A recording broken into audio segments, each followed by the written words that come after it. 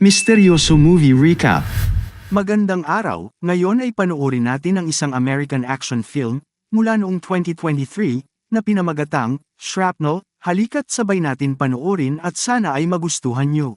Sa unang eksena ng pelikula, ipinakikilala ang isang desperadong ama na nagngangalang Sean, na bumiyahe sa hangganan ng Amerika at nagtungo sa Mexico. Napag-alaman na ang kanyang anak na babae ay pumunta dito para sa isang holiday trip kasama ang kanyang kaibigan, ngunit hindi na sila bumalik. 3 araw na ang lumipas mula nang mawala sila, ngunit wala pa ring update ang awtoridad. Kaya nagpasya si Sean na kumilos na upang mahanap ang kanyang nawawalang anak na babae. Pagkatapos ay may nakita siya habang naghahanap, dumating siya sa isang dump site ng mga sasakyan. Pumasok siya sa property nang walang pahintulot at hindi nagtagal ay nakita niya ang kotse ng kanyang anak. Sabik na pumasok si Sean at naghanap ng mga pahiwatig, ngunit wala siyang nakitang kapaki-pakinabang. Sa susunod na eksena, siya ay nagmamadali sa pinakamalapit na istasyon ng pulisya at ipaalam sa kanila ang tungkol sa kanyang natuklasan. Sinundan siya ng 2 pulis at hindi nagtagal ay nakarating sila sa dump site. Gayunpaman, nagulat si Sean nang malaman niyang wala na ang kotse ng kanyang anak. Pilit niyang sinisikap na paniwalaan siya na nakita niya ito dito, at binibigkas pa ang plate number. Ngunit naniniwala ang isa sa mga pulis na nagngangalang Hector na gumagawa siya ng kwento. Pagkatapos ay hiniling kay Sean na umalis sa lugar, dahil pumasok siya dito nang walang anumang permit. Nang maglaon, bumiyahe na siya paalis at bumalik sa kanyang bukid, kung saan ang kanyang pamilya ay sabik na naghihintay sa kanya. Ngunit sa sandaling pumasok na siya sa bahay, sila ay malungkot at bigo. Galit sa kanya ang panganay na anak ni Sean dahil hindi niya nagawang protektahan ang kanyang kapatid. Sinusubukan niyang aliwin ito, ngunit gusto lang nitong mapag-isa. Kinagabihan, si Sean ay naging emosyonal na nakikipag-usap sa kanyang asawa na si Susan, na mas nakakaunawa sa kanya, at sinasabi sa kanya na wala siyang kasalanan. Nang tanungin tungkol sa kung ano ang nahanap niya sa Mexico, inihayag ni Sean na nakita niya ang kotse ng kanilang anak. Wala siyang nakitang dugo o mga palatandaan ng may nangyaring masama dito, na nagpapahiwatig na ang mga batang babae ay kinidnap ng walang anumang pag-atake. Inihayag pa ni Sean na nawala ang kotse nang pumunta siya sa istasyon ng pulisya. Hinala niya, pati ang mga pulis ay may kinalaman dito, kaya plano niyang bisitahin ang Consulate General. Kinaumagahan, binisita si Sean ng isa sa kanyang malalapit na kaibigan na si Max. Sa pamamagitan ng kanilang pag-uusap, nalaman namin na ang parehong lalaki ay dating militar, at si Sean ang koronel ng team. Sila ay itinalaga sa mga napakadelikadong misyon, karamihan sa mga ito ay nangangailangan ng kabuuang wipeout ng mga kriminal. Nag-aalok si Max na tulungan ang kanyang kaibigan na masubaybayan ang mga kriminal na may pananagutan sa sitwasyon. Ipinaliwanag pa niya kung paano niya sila brutal na pahihirapan hanggang sa huminto sila sa paghinga. Gayunpaman, hindi iniisip ni Sean na ito ay kinakailangan at nais niyang lutisin ang sitwasyon ng mapayapa hanggat maaari. Nang maglaon, siya at ang sapang-ama ng isa sa nawawalang batang babae, ay tumungo sa opisina ng konsulado. Alam ng konsulado ang buong sitwasyon, ngunit nakakagulat na iminungkahi niya sa 2 na kalimutan ang kanilang mga anak na babae. Ibinunyag niya na isang nakamamatay na kartel ang namumuno sa lungsod na ito, at kilalang kilala sila sa pagpatay sa kung sino man ang humarang sa kanila. Noong nakaraang linggo, pinatay nila ang humigit kumulang 37 katao dahil sa panghihimasok sa kanilang negosyo. Inihayag din ng konsulado na 1 taon na ang nakalilipas, isang tapat na pulis ang hinirang dito, at sinubukan niyang lutisin ang problema sa kartel. Ngunit isang gabi, maraming miyembro ng gang ang pumasok sa kanyang bahay at pinagbabaril siya, kasama ang kanyang buong pamilya. Mula noon, ang buong istasyon ng pulisya ay nagtatrabaho para sa kartel, at walang sino man ang nang-ahas na labanan sila. Nang marinig ang lahat ng ito, ang 2 ama ay talagang nag-aalala. Nagtatanong sila kung bakit ang kanilang mga anak na babae ay pinuntirya, kung saan ipinaliwanag ng konsulado na ang kartel ay kasumpa-sumpa rin sa human trafficking. Pagkatapos ay humingi siya ng tawad at sinabing wala siyang magagawa sa bagay na ito. Napagtanto na walang tutulong. Ipinatawag ni Sean ang media at pinaliwanag ang buong sitwasyon sa News TV. Sinabi rin niya sa kanyang anak na maging mapagpasensya, na nangangakong ililigtas siya sa lalong madaling panahon. Ang balita ay pinapanood ng maraming tao sa mundo, kabilang ang pinuno ng cartel gang na si Victor Garza.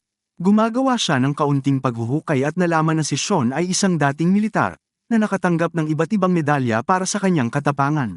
Natatakot si Victor na susundan sila ni Sean ng mas maaga, kaya nagpasya siyang kumilos agad.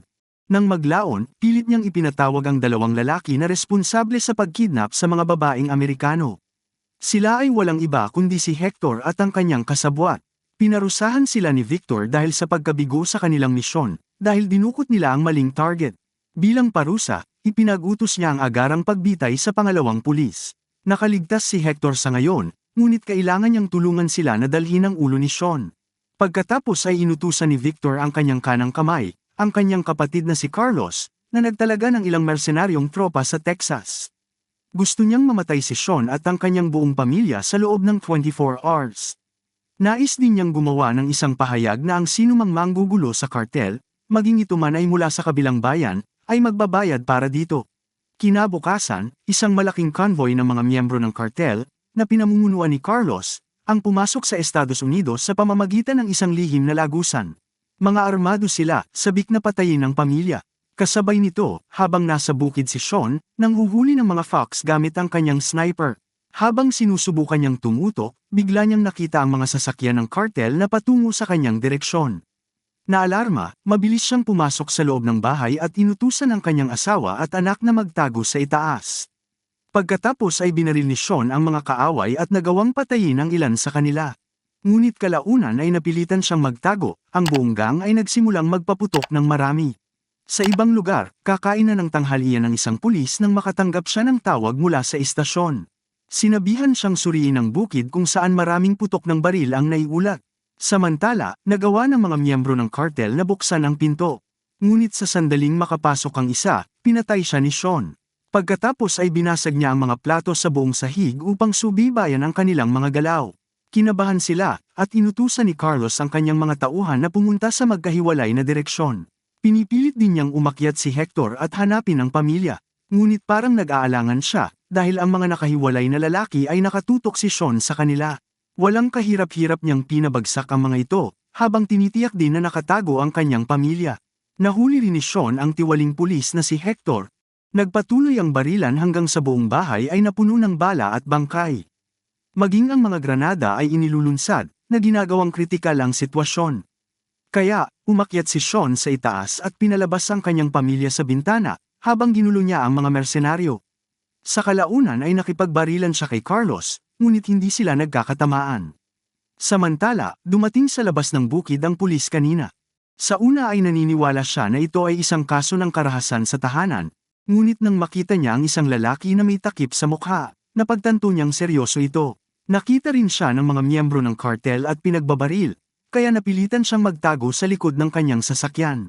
Nilapitan siya ng isa sa mga lalaki, ngunit nagulat siya sa matapang na pulis sa pamamagitan ng isang headshot.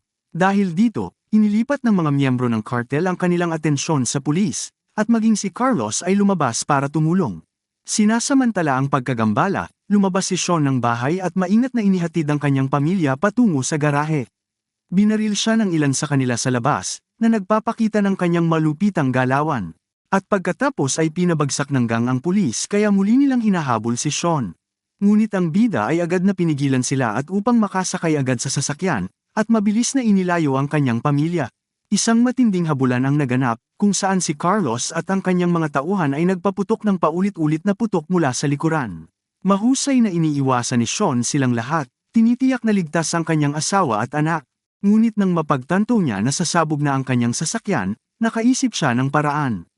Mabilis siyang umalis at inihinto ang sasakyan sa gilid ng kalsada. Pagkatapos, nang dumating ang mga lalaki, binaril sila ni Sean nang may sukdulang katumpakan. Nagawa niyang patayin kaagad ang ilan sa kanila, kasama na ang driver. Pinahinto nito ang kanilang sasakyan, at si Carlos ay wala nang magawa.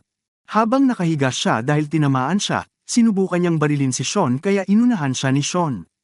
Ngunit nang makatanggap siya ng 2 putok sa kanyang mga binti, agad niyang ibinunyag ang kinaroroonan ng kanyang kapatid at mga kanidnap na babae. Pinasalamatan siya ni Sean sa pamamagitan ng pagbaril sa kanya sa ulo, na nagtapos sa kanyang miserableng buhay. Sa resulta ng insidenteng ito, natatakot si Sean para sa buhay ng kanyang pamilya. Kaya, dinala niya ang kanyang asawa at anak sa isang ligtas na lugar pansamantala. Pagkatapos ay nakipag-ugnayan siya sa kanyang matalik na kaibigan na si Max, at tinanggap ang kanyang naunang alok para sa tulong. Dumating kaagad ang kaibigan at tila na-miss niya ang kilig sa mga misyong ito. Hindi tulad ni Sean, na sinusubukang lutisin ang mga bagay ng mapayapa, si Max ay isang brutal na mamamatay tao na labis na nasisiyahan sa pagpapahirap sa mga tao. Kahit na sila ay lalaban sa pinakamalaking sindikato ng krimen sa Mexico, Tila nasa sabik pa siya. Nagdala si Max ng arsenal ng mga armas at iba pang makinarya. Nagsagawa rin siya ng ilang pananaliksik sa hideout ni Victor at sa mga bodega kung saan niya pinananatili ang mga kinidnap na babae. Sa susunod na eksena, tumawid ang magkaibigan sa bayan at tumungo sa target na lokasyon. Pinagmamasdan nila mula sa malayo habang pilit na inaalam ni Victor ang kinaroroonan ng kanyang kapatid. Lumalabas na hindi pa rin niya alam na si Carlos ay wala na, ngunit siya rin ay nagagalit. Pagkatapos, nang walang anumang karagdagang abala, kinuha ng mga dating sundalo ang kanilang mga armas at pumasok sa mansyon. Gamit ang kanilang pinakamataas na kakayahan sa pakikipaglaban, nagawa nilang pabagsakin ang mga kalaban. Narinig ni Victor ang mga putok ng baril mula sa kanyang silid at natakot siya. Napagtanto niya na dumating na ang mga Amerikano para sa kanya at walang paraan upang makatakas.